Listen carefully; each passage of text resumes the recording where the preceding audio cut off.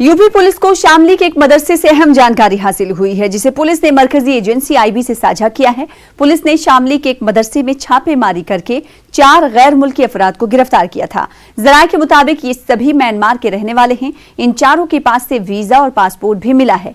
मामले की तफ्तीश जारी है। बताया जा रहा है कि तकरीबन 1.5 साल से गैर मुल्की शहरी मदरसे में पढ़ा रहे थे। मुलजमीन के मुताबिक पासपोर्ट सही है, लेकिन वीजे की मुद्दत खत्म हो गई है। इस हवाले से मजीद अपडेट हासिल करेंगे, अपने नुमाइंदे का रुख करेंगे। खबर आपको एक बार फिर से बताते हुए चले कि शामली की यह खबर है, जहां पर मदरसे से अहम जानकारी हासिल हुई, जिसे पुलिस ने मरकजी एजेंसी आईबी से साझा किया है। पुलिस ने शामली के एक मदरसे से छापेमारी करके 4 गैर मुल्की अफराद को गिरफ्तार किया था। जराये के मुताबिक ये सभी म्यांमार के रहने वाले हैं। मजीद अपडेट के साथ हमारे नुमाइंदे शंकर आनंद जुड़े हुए। शंकर, बताइएगा इस हवाले से क्या कुछ अपडेट? ये 1.5 साल से पढ़ा रहे थे, क्या इससे पहले कोई जानकारी हासिल नहीं हुई?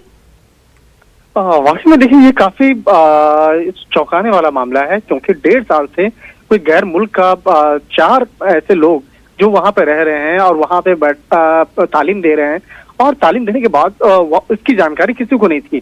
तो कहीं ना कहीं इस मामले में कुछ काफी संदेह जो है वो व्यक्त किया जा रहा है। और इसी मामले की गंभीरता को देखते हुए उत्तर प्रदेश की पुलिस इस मामले की तफ्तीश कर रही है। हालांकि वो लूप में आईबी की टीम को भी रखा है, और आईबी की टीम को इस मामले की जानकारी दी गई है कि इन लोगों को गिरफ्तार करके इस मामले में पूछताछ की जा रही है। और पूछताछ करने के साथ साथ इस मामले में विस्तार से खंगाला जा रहा है कि आखिर किसने इस मदरसे में इनको शरण दिया, और क्या उसका जो वीजा सही है या नहीं है, क्या उसके पासपोर्ट सही है या नहीं है, और किस तरह से यहाँ पहुंचा।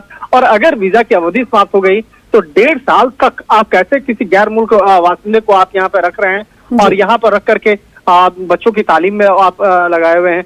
तो इन तमाम मसलों की विस्तार से जांच हो रही है। निश्चित तौर पर शंकर आनंद, आपने कहा कि इस हवाले से मजीद छानबीन हो रही है, तफ्तीश, उनसे पूछताछ की जा रही है। ऐसे में क्या मदरसा कमेटी से बातचीत की गई है पुलिस की जानिब से? शामली पुलिस ने जब आईबी को जानकारी दी तो क्या मदरसा की जो कमेटी, जो मदरसे चलाते हैं, उनके जिम्मेदार लोगों से बातचीत हुई इस हवाले से कि इन्हें म्यांमार से कौन लेकर आया, कैसे वो यहाँ पर आए? देखिए, यही तफ्तीश का मसला है, और इस मसले में निश्चित तौर पे पुलिस की टीम जो है वो इस मामले में मदरसा चलाने वालों के संपर्क में होगी। उससे बकायदा इस मामले में पूछताछ कर रही होगी, और जो भी बयान होगा उसके आधार पे आगे की कार्रवाई होगी। तो इन तमाम मामलों में विस्तार से काफी जो मसले हैं, काफी जो मुद्दे हैं, उसको तफ्तीश किया जा रहा है। और केंद्रीय खुफिया एजेंसी है लगातार इस मामले पर नजर बनाए हुए हैं कि किस तरह से बकायदा वो विदेशी नागरिक यहाँ पहुंचा और यहाँ पर आकर रह रहा था, और कौन कौन से वो लोग थे जो बाकायदा उसको यहाँ पे शरण दिए हुए थे। तो काफी गंभीर मसला है, इसकी विस्तार से जांच हो रही है, और हो सकता है कि इस मामले में 1-2 और लोगों की गिरफ्तारी भी कभी संभव है। जी, बेहद शुक्रिया शंकर हमारे साथ जुड़ने के लिए और इस हवाले से अपडेट फराहम करने के लिए। तो दिल्ली में औकाफ प्रेस का कॉन्फ्रेंस से इनेकाद किया गया है। मुख्तार अब्बास नकवी इस औकाफ कॉन्फ्रेंस से खिताब कर रहे हैं, आपको सीधे लिए चलते हैं। मजबूती के साथ एक बहुत युद्ध स्तर पे काम चल रहा है, जिसमें IIT रुड़की को इस काम के लिए लगाया गया है, अलीगढ़ यूनिवर्सिटी को इस काम में लगाया गया। अगर और जरूरत होगी तो और भी इदारे हैं, उनको भी काम में लगाया जाएगा। कुछ वक्त बोर्ड्स इस सिलसिले में कर रहे हैं, उसमें हम उनको जो भी हेल्प हो सकती है, फाइनेंशियल हेल्प, वो कर रहे हैं। उसके अलावा पिछले साल से हम लोगों ने पिछले साल ही से किया होगा, हर वक्त बोर्ड्स को एक प्रॉब्लम होती थी।